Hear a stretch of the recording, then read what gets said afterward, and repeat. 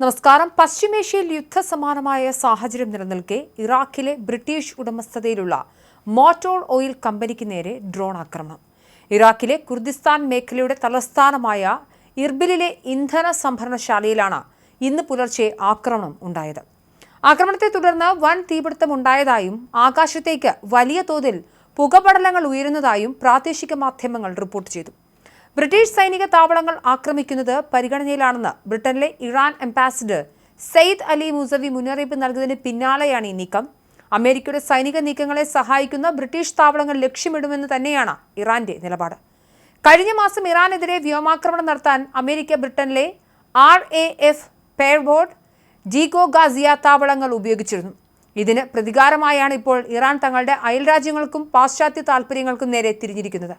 മേഖലയിലെ പ്രമുഖ രാജ്യങ്ങളായ Kuwait, Bahrain, Saudi Arabia, UAE എന്നിവിടങ്ങളിൽ ഇറാൻ കഴിഞ്ഞ ദിവസങ്ങളിൽ മിസൈൽ ഡ്രോൺ ആക്രമണങ്ങൾ നടത്തിയിരുന്നു.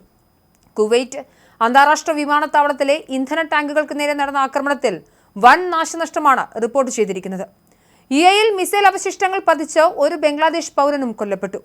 ബഹ്റൈനിലെ വ്യവസായ കേന്ദ്രത്തിലും ആക്രമണത്തെ തുടർന്ന് അഗ്നിബാധയുണ്ടായി.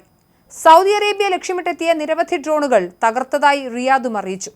അതേസമയം ഇറാനിലെ ഏറ്റവും വലിയ പാസഞ്ചർ ടെർമിനലായ ഷാഹിദ് ഹഖാനി തുറമുഖത്തിന് നേരെയും വ്യോമാക്രമണം നടന്നു. ഇത് സിവിലിയൻ മേഖലയ്ക്ക് നേരെ നടന്ന കുറ്റകരമായ ആക്രമണമാണെന്നും ഇറാൻ ആരോപിക്കുന്നു. സംഘർഷം രൂക്ഷമാകുന്നതിനിടെ അമേരിക്കൻ പ്രസിഡന്റ് ഡൊണാൾഡ് ട്രംപ് ഇന്ന് രാജ്യത്തെ അഭിസംബോധന ചെയ്യും. ഓപ്പറേഷൻ എപ്പിക് ഫ്യൂരി എന്ന് അമേരിക്ക വിശേഷിപ്പിക്കുന്ന ഈ സൈനിക നീക്കം ആഴ്ചകൾക്കുള്ളിൽ അവസാനിച്ചേക്കുമെന്നാണ് ട്രംപ് നൽകുന്ന സൂചന. യുറേനിയം സമ്പുഷ്ടീകരണം നിർത്തുക, ഹോർമൂസ് കടലിടുക്ക് തുറന്നു നൽകുക തുടങ്ങിയ 15 നിർദ്ദേശങ്ങൾ ഇറാൻ അംഗീകരിച്ചില്ലെങ്കിൽ ആക്രമണം കടുപ്പിക്കാൻ തന്നെയാണ് വാഷിംഗ്ടണിന്റെ തീരുമാനം.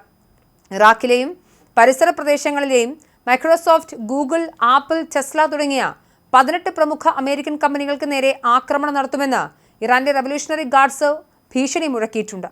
ആഗോള എണ്ണ വിപണിയെയും യുദ്ധം സാരമായി ബാധിച്ചിരിക്കുകയാണ്.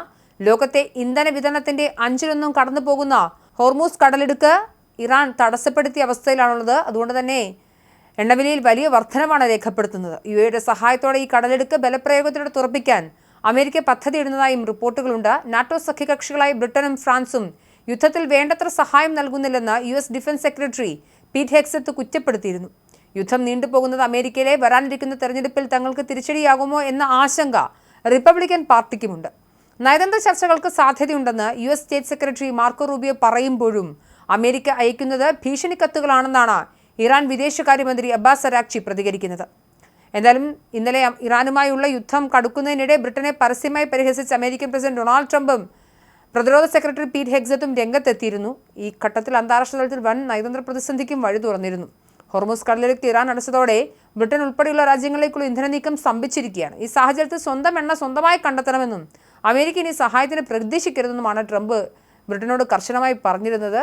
അമേരിക്ക യാതൊരുവിധ സൈനിക സഹായങ്ങളും നൽകാത്ത ബ്രിട്ടൻ ഇനി സംരക്ഷിക്കില്ല എന്ന നിലപാടിലേക്കാണ് ട്രംപ് പോകുന്നത്. ഈ ഘട്ടത്തിലാണ് ബ്രിട്ടീഷ് കമ്പനിക്ക് നേരെ ഇറാന്റെ ആക്രമണം ഉണ്ടാകുന്നത്.